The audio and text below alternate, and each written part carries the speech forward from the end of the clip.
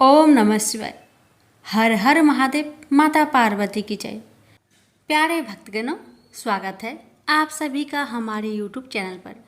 आज की वीडियो में जानें जेठ मास की कृष्ण पक्ष की प्रदोष व्रत की संपूर्ण जानकारी कथा के साथ। इस बार ज्येष्ठ माह में प्रदोष व्रत 4 जून 2024 मंगलवार के दिन रखा जाएगा।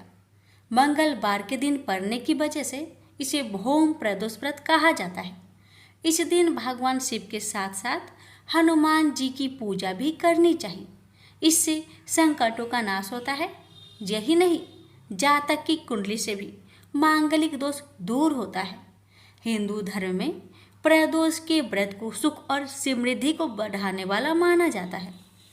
इस व्रत को करने से रोग, ग्रह दोष, कष्ट, पाप आदि से मुक्ति मिलती है। ऐसे में इस दिन की जाने वाली पूजा को मुहूर्त के अनुसार ही करना चाहिए। इसी कड़ी में आइए पूजा विधि से लेकर मुहूर्त के बारे में जान लेते हैं। ये जानते हैं ज्येष्ठ भौम प्रदोष व्रत 2024 की मुहूर्त। ज्येष्ठ माह के कृष्णा पक्ष की त्रयोदशी तिथि की शुरुआत 4 जून को प्रातः 12:18 पर होगी। इस तिथि का समापन 4 जून की रात 10:01 पर होगा। ऐसे में पहला प्रदोष व्रत 4 जून को रखा जाएगा। इस दौरान पूजा के लिए 2 घंटे 1 मिनट का समय प्राप्त होगा। पूजा मुहूर्त रात 7:16 से रात 9:18 अवधि 2 घंटे 1 मिनट। आइए जानते हैं मंगल प्रदोष व्रत की पूजन विधि के बारे में। प्रदोष व्रत के प्रातः काल में उठकर स्नान आदि से निवृत्त हो ले। उसके बाद ही स्नान कर ले, फिर साफ कपड़े पहने, फिर हाथ में जल लेकर प्रदोष व्रत और शिव पूजा का संकल्प करे। उसके बाद दैनिक पूजा कर ले। दिन भर ब्रह्मचार्य के नियम का पालन करे। दिन भर फलाहार पर रहे। शाम को शुभ मुहूर्त में मंगल प्रदोष व्रत की पूजा करे। इसके लिए शाम को शिव मंदिर में जाए या घर पर ही पूजा करे। सबसे पहले भगवान शिव का गंगा जल और गाय के दूध से अभिषेक करें। फिर अक्षत, फूल, चंदन, फल, भांग, मदार पुष्प, धतूरा, बेलपत्र, सामी के पत्ते, धूप, दीप आदि अर्पित करें। शिव जी को शक्कर या शहद का भोग लगाए। फिर शिव चालीसा और भौम प्रदोष व्रत कथा पढ़े। उसके बाद शिव जी की आरती करें। पूजा के अंत में कमियों और गलतियों के लिए क्षमा प्रार्थना कर ले। अब रात के समय में रात्रि जागरण करें। अगले दिन सुबह में स्नान और दान के बाद पारण करके व्रत को पूरा कर ले। अब जानते हैं मंगल प्रदोष व्रत के 3 फायदे। मंगल प्रदोष व्रत करने से भगवान शिव की कृपा प्राप्त होती है। यदि आप पर कोई कर्ज है तो व्रत रखकर शिव जी के साथ हनुमान जी की पूजा करें। ऐसा करने से आप कर्ज मुक्त हो सकते हैं। यदि आपकी कुंडली में मंगल दोष है तो आपको भौम प्रदोष व्रत रखकर शिव पूजा करनी चाहिए। भगवान भोलेनाथ के आशीर्वाद से कुंडली की मंगल दोष के दुष्प्रभाव दूर हो सकते हैं। प्रदोष व्रत करने से सारे कष्ट दूर होते हैं। मन को शांति प्राप्त होती है। मन का विकार दूर होता है। शिव जी हर संकट दूर करते हैं। अब श्रवण करते हैं भौम प्रदोष व्रत कथा। सूत जी बोले, अब मैं मंगल त्रयोदशी व्रत का विधि विधान कहता हूँ। मंगलवार के दिन व्याधियों का नाशक है।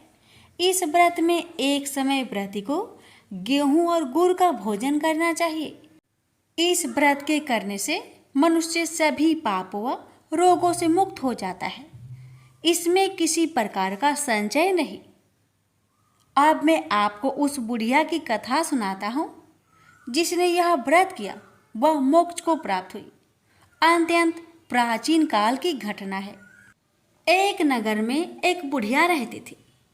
उसके मांगल्य नाम का एक पुत्र था। वृद्धा को हनुमान जी पर बड़ी श्रद्धा थी। वह प्रत्येक मंगलवार को हनुमान जी का व्रत रखकर यथा विधि उनको भोग लगाती थी। इसके अलावा मंगलवार को एक ना तो घर लिपती थी, और ना ही मिट्टी खोदती थी। इसी प्रकार से व्रत रखते हुए जब उसे काफी दिन बीत गए तो हनुमान जी ने सोचा कि चलो आज इस वृद्धा की श्रद्धा की परीक्षा करें। वे साधु का भेष बनाकर उसके द्वार पर जा पहुंचे और पुकारे, है कोई हनुमान का भक्त जो हमारी इच्छा पूरी करे। वृद्धा ने यह पुकार सुनी तो बाहर आई और महाराज क्या आज्ञा है। साधु भेषधारी हनुमान जी बोले कि मैं भूखा हूँ, भोजन करूँगा, तू थोड़ी सी जमीन लीप दे। वृद्धा बड़ी दुविधा में पड़ गई। अंत में हाथ जोड़कर प्रार्थना की, हे महाराज, लीपने और मिट्टी खोदने के अतिरिक्त जो काम आप कहे वह मैं करने को तैयार हूँ। साधु ने 3 बार परीक्षा करने की बात कहा, तू अपने बेटे को बुला, मैं उसे औधा लेटाकर उसकी पीठ पर आग जलाकर भोजन बनाऊंगा। वृद्धा ने सुना तो पैरों तले उसकी धरती खिसक गई, मगर वह वचन हार चुकी थी। उसने मांगल्य को पुकारकर साधु महाराज के हवाले कर दिया, मगर साधु ऐसे मानने वाले न थे। उन्होंने वृद्धा के हाथों से ही मांगल्य को औधार लिटाकर उसकी पीठ पर आग जलवाई। आग जलाकर दुखी मन से वृद्धा अपने घर के अंदर जा घुसी। साधु जब भोजन को बनाकर कहा कि वह मंगल्य को पुकारे ताकि वह भी आकर भोग लगा ले, वृद्धा ने आंसू भरकर कहने लगी कि अब उसका नाम लेकर मेरे हृदय को और ना दुखाओ। लेकिन साधु महाराज न माने। वृद्धा को भोजन के लिए मांगल्य को पुकारना पड़ा। पुकारने की ही देर थी कि मांगल्य बाहर से हंसता हुआ घर में दौड़ आया। मांगल्य को जीता जागता देखकर वृद्धा को सुखद आश्चर्य हुआ। वह साधु महाराज के चरणों में गिर पड़ी।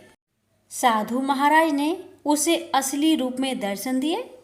हनुमान जी को अपने आंगन में देखकर वृद्धा को लगा कि जीवन सफल हो गया। प्रेम से बोलिए, पवन पुत्र हनुमान की जय। हर हर महादेव। माता पार्वती की जय।